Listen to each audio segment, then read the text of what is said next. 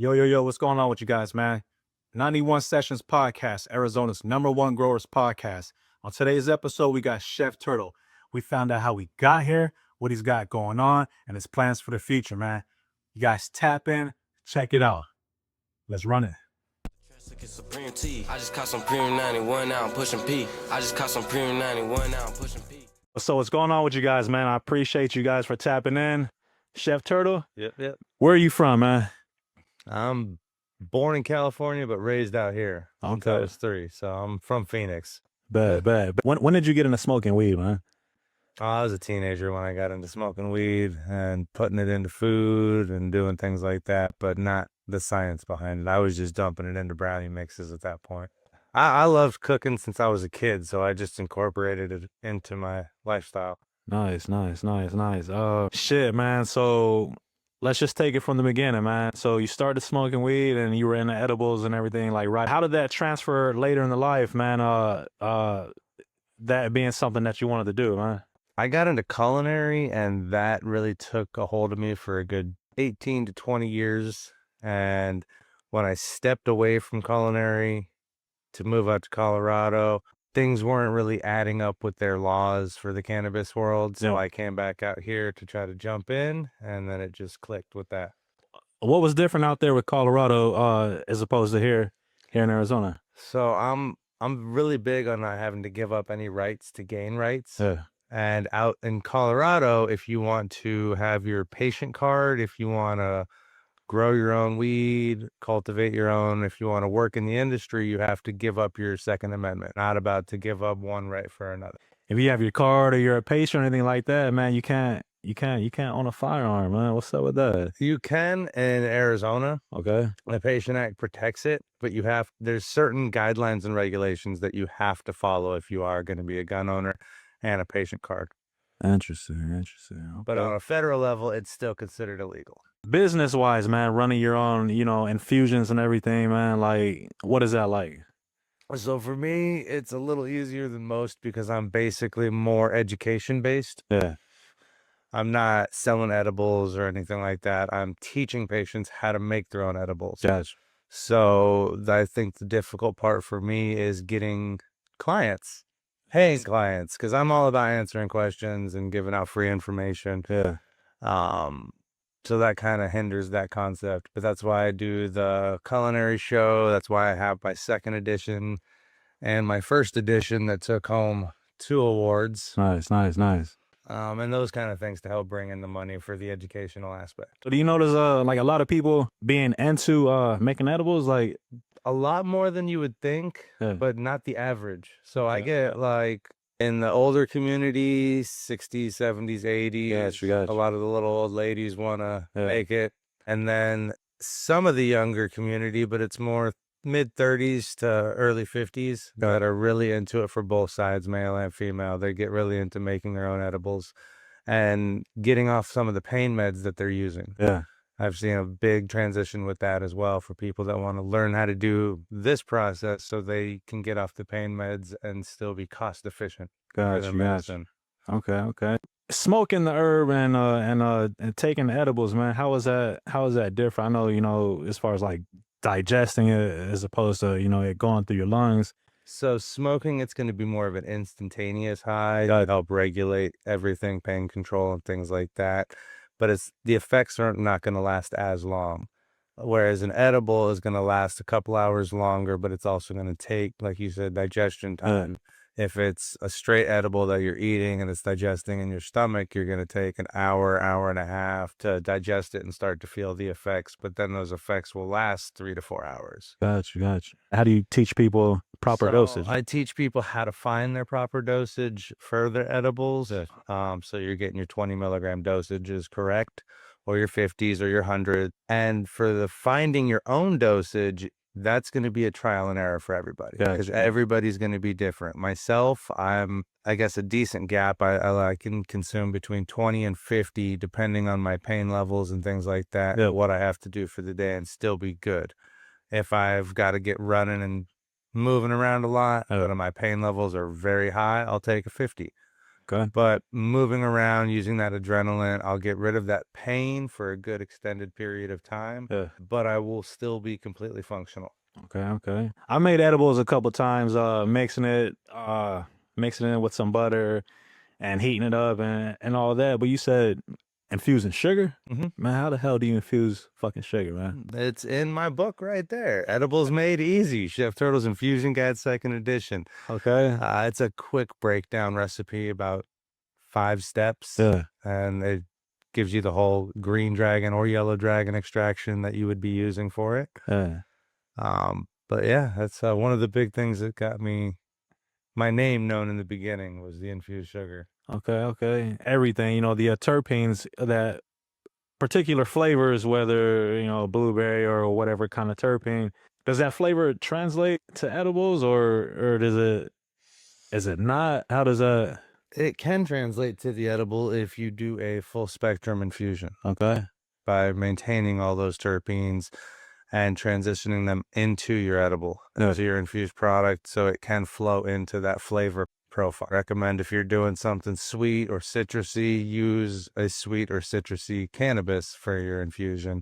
If you're doing something that's got more bitters or something like that, use more earthy strains. Got you. Like with cookies or brownies, it's easier to cover up earthy strains of chocolate or peanut butter or something along those lines, or cinnamon rolls, extra cinnamon and nutmeg. Yeah. Are good maskers. So just flavor masking or flavor matching with the flavonoids and terpenes that you're pulling off that cannabis. Okay. Okay. Let's get into sourcing your cannabis, because obviously what you put in is what you get out, and you don't want to be, ingesting dirty shit or, fucking cannabis that's been fucking sprayed with all kind of shit going back inside you, man. Hey, go to the dispensary, man, get some stuff and bring it home and try it like that. Look up all the reviews for the dispensaries that you like and see what has the best reviews and go from there. Lab tested, go check out all the test results if you want to be even safer on that. For me, I like to grow my own. Yeah. So definitely enjoy doing that. A fun hobby, and it takes care of the cost over time. And it's not right away, but you definitely reap the benefits after multiple years of doing it yourself and harnessing your techniques and methods that work well for you to get the buds that you're looking for. Okay, okay. So let's transition into growing, man. You grow your own, right? Oh no shit. Well, I mean, I think I grew up. There's a budding plant Oh, right next to shit. him. This is alive. This is my pink lemonade, and this is Let me smell some of that shit right quick, man. Pink bred by who? pink lemonade apple fritter from Overgrown Farms out in Washington. Type shit. And all my other strains that I got over on this section, my Irish Car Bomb, this What we got? Triangle Aurora Haze, it definitely still needs to cure more, but that's nice color right there. Flowering time was 10 weeks. No, 9.5 weeks for all of them except the Irish Car Bomb. 9.5 weeks. And this one, the Irish Car Bomb and that killer fruit that you smelled earlier, Yeah. that's from Ruga Montero and Simply Professional Formula, which is also the nutrient line that I use too. Okay. Base, or is it? It's a local company out of Tucson, Arizona. Nice. You guys, Josh and Rob. Got you, man. Shout out Josh and Rob. Simply, what was it again? Simply Professional Formula. Get some beautiful plants that just keep going. To your students, man, whenever you're offering these infused class, you ever have any of them interested in growing their own if they don't already grow? My last 2 students, they actually came here. It was her birthday, and they were interested in both avenues. So we did a full demo class with an infusion, and the final point or part of the class was a breakdown on cultivation. Nice. From start to finish on how I put the information in my second edition infusion guidebook to give it to the patients for farm to table concept, so you can grow your own and make your own infusions and save some money. Nice. Is that something you'd be interested in offering, like down the line, growing classes? Say people want to come through and germinate some seeds and take it week by week and learn how to learn how to maybe some in-person stuff? Oh yeah, this coming year I'll be figuring out some kind of a 5 to 7 week course Oh, where we do it all at their house. I swing by, we do the setup, yeah.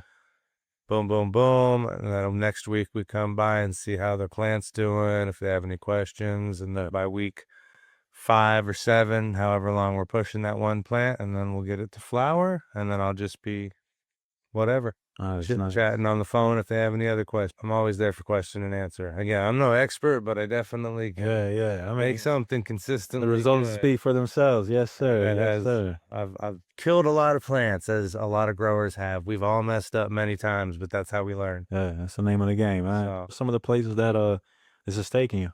I've been to Oklahoma, taking home Best Speaker Award and doing speeches out there for cannabis education and motivation. I've been to Vegas multiple times. I've been to New Mexico, a lot of stuff out here. And then I've done Zoom workshops with people in Pennsylvania and places on the East Coast. I think Nice. one was in Florida.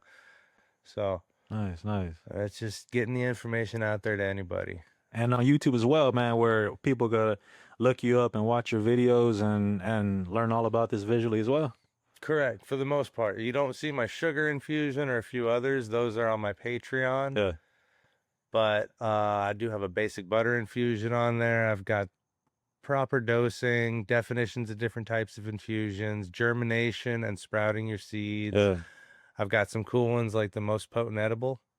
Okay. I did a 52,000 plus milligram edible, and it was sponsored by Simply Professional Formula. They sponsored the concentrate for that infusion, and it was tested with by a Tournament Analytics out at the University of Arizona Yeah. to make sure I had full COAs for the actual infusion to be able to state it was 52,000 so and so. You'll have to watch the episode to find out the exact number, but it was over Jesus. 52,000. Inside of what? Like a fucking brownie or I did an or ice cream sandwich. It was 3.6 fuck?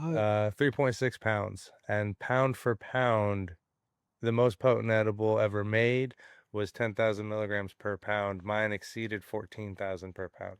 Man, no official Guinness World Record or anything No, like because they that. don't. For Guinness World Records, it has to be accepted throughout the entire world. Gotcha, Cannabis gotcha, is not gotcha. yet, sadly. Got you. We're on the way But there, I tried. man. I looked it up. Interesting, man. Jesus. Chef Turtle, man. How did you get the name Chef Turtle, man? Where did that come from? It was a joke. I got asked when I was working at the Mint Cafe at the Mint Dispensary by one of the bud tenders what my name was. Yeah. I told him my name's Neil, but everybody just calls me Chef Turtle. Interesting. And I had my Ninja Turtle pins on my lanyard, and I had a green skull cap on. And within a week, the bud tenders, the patients were coming over asking questions, asking for Chef Turtle to ask questions. Yeah. The owners were coming into the kitchen. Hey, Chef Turtle, we had a question for you.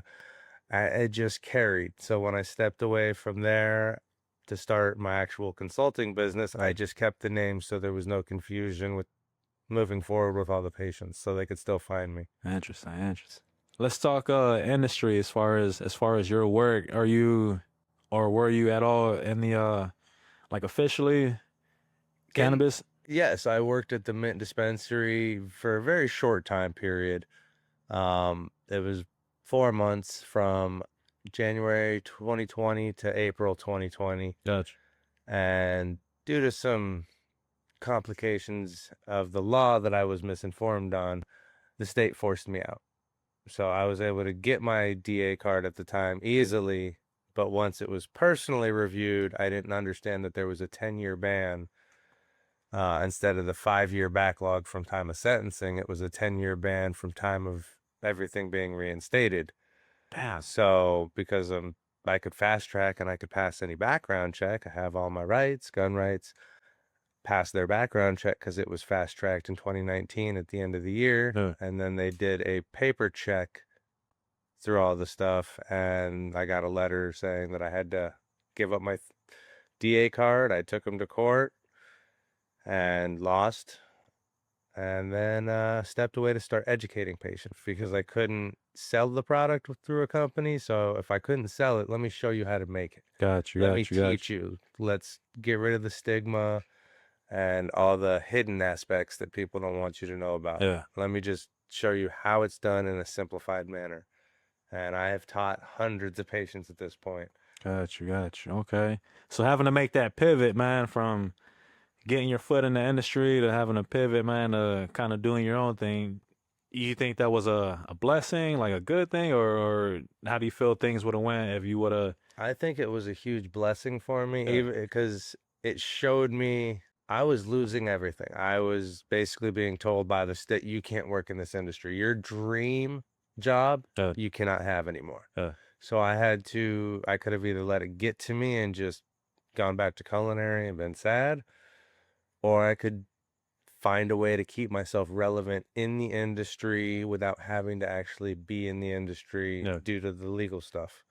So finding that good line that I could still stay in it, and for others can find those lines as well. But yeah, I figured it's a good blessing for me because I found how much strength I have in Yeah. me and what I wanted to do with not only the cannabis world, but lifting people up, mental health awareness, motivational talks.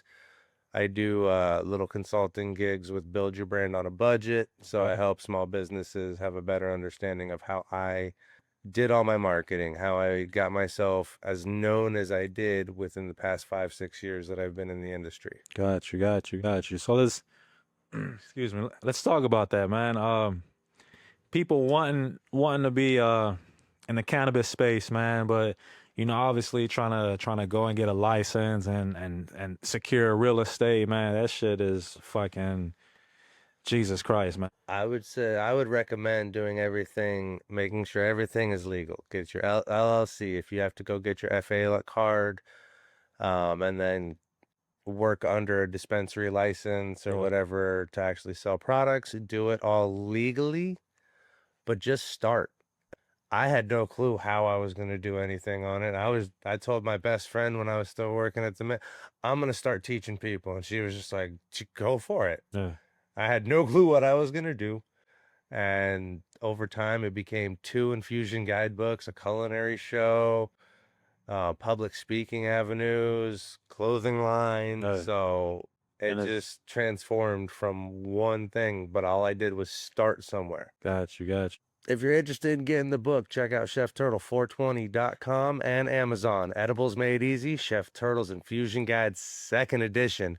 My first edition took home 2 first place awards at the Arizona Cannabis Awards 2023 and 2024. My man, plug that shit. What is the cannabis scene out here in Arizona like? Or like how would you describe it? The cultivation scene or just the cannabis scene in general? If you're doing the grow scene, there is a bunch of different growers out here, whether it's I'll call them closet growers where they don't really go to a lot of events, but you'll see them post about their cultivations Gotcha. online. Yeah. And they have some amazing grows. And then there's all these different seed shows and grow shows and cultivation shows between Tucson, here, Prescott, Yeah. Flagstaff. They're always doing something different. Nice. And I've had a lot of good experiences at multiple different shows, from the smallest ones Yeah. all the way to the big ones. Gotcha. So, and then if you're doing just the cannabis scene, they've got a lot of good party aspects, trap culture and deep roots have a lot of things that go on out there. Okay. Mita is another big one. Can of Friends in Tucson. So, I mean, there's a lot of different. Earl Cup is a huge one. It's the biggest one in Arizona for their springtime and their fall. And I Nice. definitely have to remember the Cannabis Awards, January 17th. Get your tickets if you need them. Shoot me a message. Hey, plug that shit, man. And if you want to get a sponsorship, shoot me a message. I'll get you in touch with the sales reps. Oh man, so you're the man. So I assume, man, whenever they pop up, man, you shot as well. Have all your stuff set up and I do. get down like that. Yes, I do. I do a lot of the Arizona marketing and promotions for the Cannabis Awards when they come to town out Oh, here. shit. They've been coming out here for 4 years. I met Sheldon Cooper in Vegas like 2 years prior to that when I took home my first award for best cannabis chef in Vegas. Yes, sir. Yes, sir. That one, and then it just started happening when he expanded. I enjoyed the festivals a lot, so I offered to do some guerrilla marketing and hand out some flyers and posters. and it's just kind of carried ever since. I'm doing it for this one right now. All of them are in my truck. I should have brought one in, but Arizona Cannabis Awards Music Festival, January 17th. Let's go. Let's go. Let's go. The next 2 or 3 years, man. What are you working on? What are you trying to get into? So next year I'm going to be transitioning a little more into the public speaking for motivation, mental health awareness, and things like that to help give a better break of the stigma so that people can see how cannabis has helped change my life Yeah. in a positive and uplifting manner, and that it's helped me also heal other people by Yes. teaching them just simple ways and methods to, whether it's saving money by making their own edibles, growing their own weed for a hobby or for their own medicine, Yeah. or just the little motivational pep talks that I do for my shorts that are less than a minute long. Okay. Okay. I want to do more of the speaking aspect now. I think I've kind of reached my limit for the cannabis industry for what I can get. Well, not get, but what I can achieve in it, just due to the limitations that have been put on me by the state. Gotcha. So, and I don't think that's too bad. I've got 16 different awards. I just took home 3rd place for best hybrid flower, the Earl Cup. So I got to go pick up that award as well. But I'm ready to start helping others in another fashion. Gotcha. Okay. Well, shit, man. Since we're talking about that shit, how do we achieve that, man? How do you go from where you're at now to expanding more in a talking and just getting the word out there, man? For me, getting out there more with different events. If anybody's got an event coming up and they need a motivational speaker or a cannabis educational speaker, chefturtle420.com. Tap in, man. Tap in. But I'm good at educating folks. I am a very patient person when it comes to finding out what kind of learning aspect each person is for my Yeah. students, whether you're a hands-on, you're a visual, you're a reader, and how you absorb the information. So I think being able to transition into the speaking realm and talking to people about just not letting life beat you down. If you want to start, just start somewhere. You don't have to have everything, all your ducks in a row. Man, half my ducks were gone. The other half were, I have no clue. They were playing, smoking weed somewhere, but it was just starting. And for me, getting kicked out of the industry the way I did, but having a good support system, like the Mint took care of me. Yeah. They made sure I was solid up until when I had to leave, and they took care of all the other aspects that I needed taken care of. Nice. And to this day, still great friends with all of them, everybody, Raul and Pablo. So good people, good dispensary, and they're all over the valley. So if you need some good weed, hit up the Mint dispensary. Man, shout out to Matt, man. Yes, sir. But just that, for me, it was a blessing in disguise. Like I felt like my world was crumbling. And now, almost 6 years later, multiple awards, multiple books, over 60 different recipe episodes on my show, and then over 200 different motivational pep talks and fun episodes. Nice. I think it's time for me to start doing more pep talks, in a sense, talking on stage and showing people it's not the end of the world. If no matter your past, no matter what you've been through or had to go through, I've been through a lot that most don't know about, but it's made me the person that I am today. And if I can stop at least one person from going down the road that I ended up down and help them make the right choices, yeah, let's do it. Let's run with it. My man. Whenever one door closes, man, another opens I think up, man. 5 more open up, to be Tight honest. shit. Okay. You just got to figure out which opportunity you want to run with and then go to that. Where can the people find you, man? Chef Turtle, man. Where can they find you, bro? Instagram, Chef Turtle 420. Facebook would be Neil Chef Turtle or just Neil McAllister. TikTok, Twitter, and Snapchat, Chef Turtle 420. Check out chefturtle420.com for all your merch, the book, everything else, the new book, or Edibles Made Easy. It's also on Amazon. YouTube is the big one. Make sure to check out YouTube, Chef Turtle 420 or Chef Turtle's Infusion Kitchen. Yes, sir. And then my Patreon / Chef Turtle 420.